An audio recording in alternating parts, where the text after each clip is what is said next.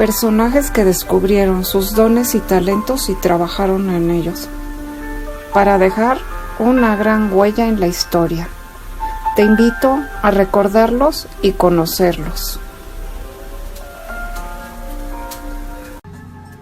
Eliphas Levi es el nombre adoptado por el mago y escritor ocultista francés Alphonse Louis Constant, nacido el 8 de febrero de 1810, en la Rue de Fosses en Saint-Germain-des-Prés, denominada posteriormente Rue de Ancien Comédie, en París, hijo de Joseph Constant y Jeanne-Agnes Betancourt.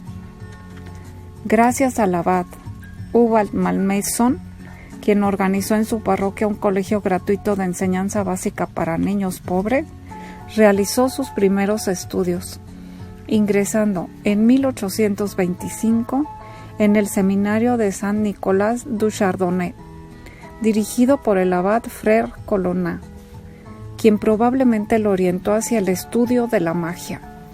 En 1830, habiendo terminado sus estudios de retórica, pasó según la norma al seminario de Issy para acabar sus 2 años de filosofía.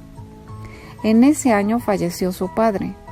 Tras Issy ingresar en el seminario de Saint-Sulpice para estudiar teología. Allí se ordenó subdiácono y tonsurado. En 1835, estando a cargo de la catequesis de jóvenes muchachas de Saint-Sulpice, le es confiada la joven Adèle Allenbach por su madre, con la misión de protegerla muy especialmente e instruirla aparte, como si fuera la hija de un príncipe.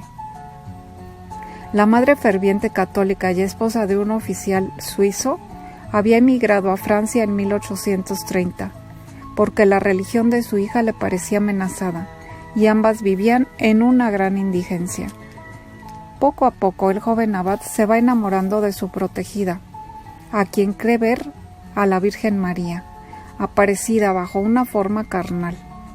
Ordenado diácono el 19 de diciembre de 1835, finalmente abandona el seminario en 1836, antes de recibir el sacramento del orden, pero mientras tanto la joven de la que se había prendado lo abandonó. Su madre, que había depositado todas sus esperanzas en él, se sintió muy abatida por la salida de su hijo del seminario y se suicidó, asfixiándose con las emanaciones del carbón.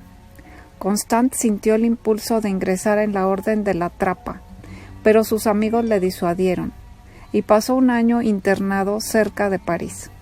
Luego acompañó a un amigo, un comediante ambulante llamado Belleville, en una gira por provincias, y en 1838 se hizo amigo de la socialista Flora Tristan, futura abuela del pintor Paul Gauguin. Colaboró con Alphonse Esquiros, a quien conoció en el pequeño seminario, en una revista, Les Belles Femmes de París, revelando al público sus dotes de dibujante. Mientras recorría los salones para la revista, conoció un día a Honoré de Balzac, entonces en plena fama, en casa de Madame Girardin. Acariciando aún la idea de acceder al sacerdocio, parte hacia la abadía de Solesmes, decidido a pasar allí el resto de sus días. La abadía poseía una biblioteca con cerca de 20.000 volúmenes, de cuyo conocimiento bebió abundantemente. Estudió la doctrina de los antiguos gnósticos, padres de la iglesia primitiva, los libros de Cassien y de otros ascetas, escritos piadosos de los místicos, especialmente los libros de Madame Guyon. Durante su estancia en Solesmes, publicó su primera obra, Rosier de May. Debido a un desacuerdo con el abad de Solesmes, a Constant abandonó finalmente la abadía al cabo de un año.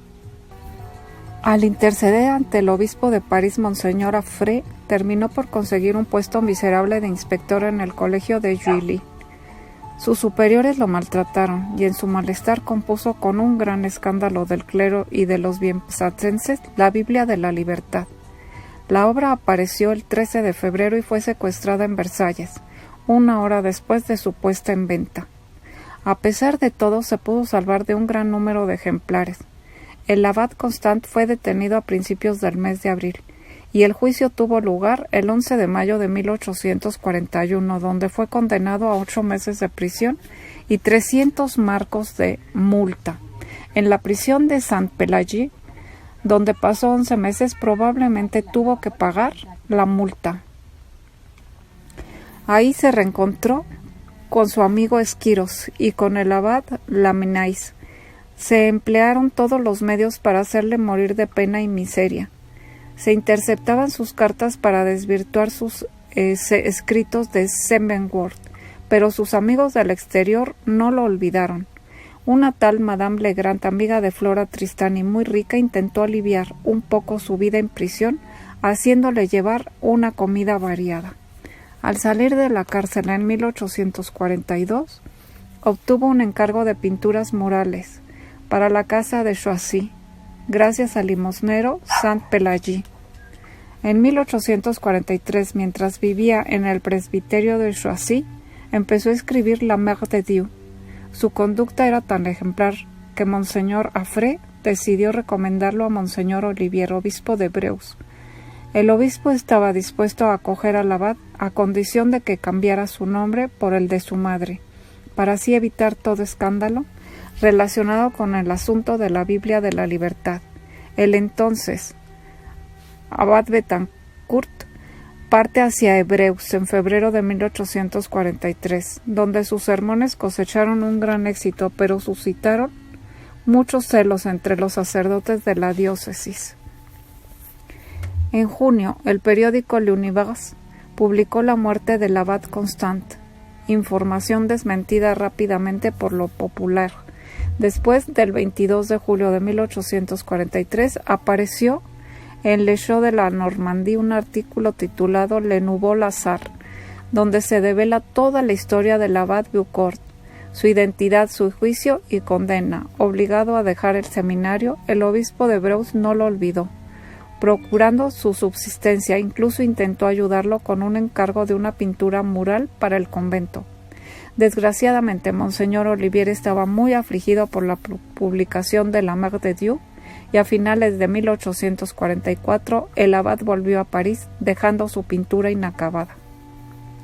Volvió a ver a su amiga Flora Tristán, que moriría poco tiempo después en Lyon.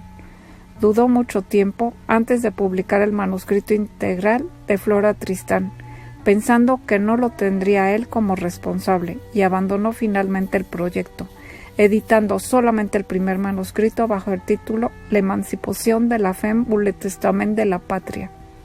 En 1848, Madame Legrand le pidió venir a Gincourt para completar la educación de sus hijos, donde permaneció por un año, volviendo después a París y publicando su manifiesto pacífico La Fête Dieu ou le Triomphe de la Paix Religieuse.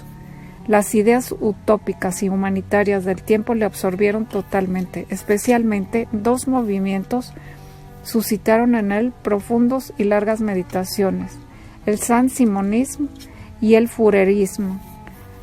La escuela de Saint-Simonian, a pesar de sus estimables cualidades, lo inspiró siempre a una viva repulsión.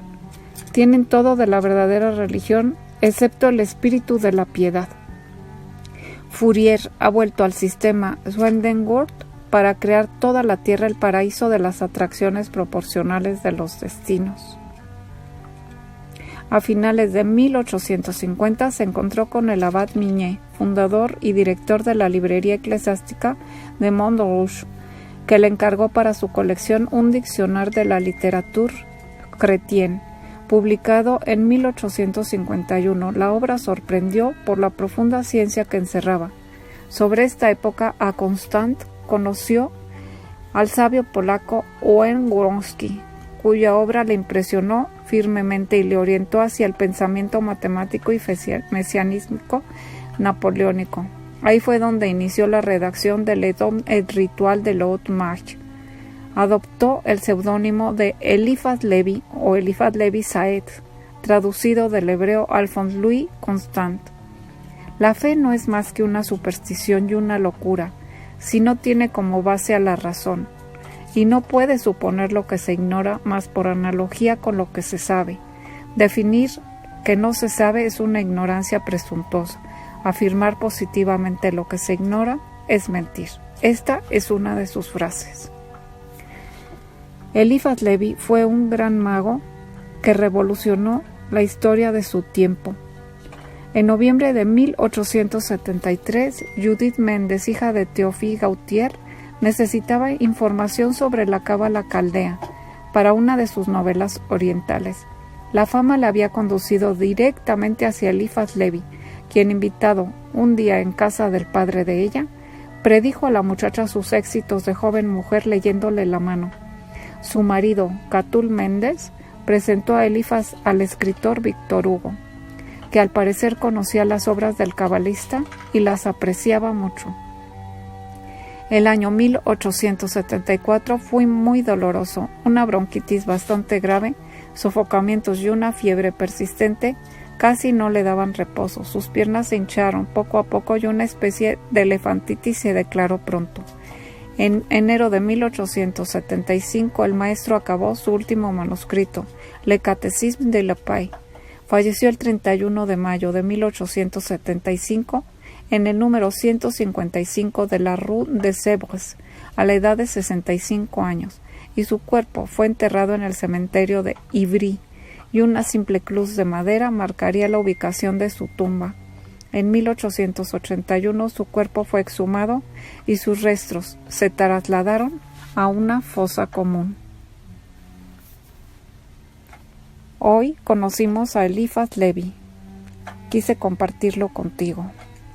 Soy Maritere Sabrina, psíquica medium.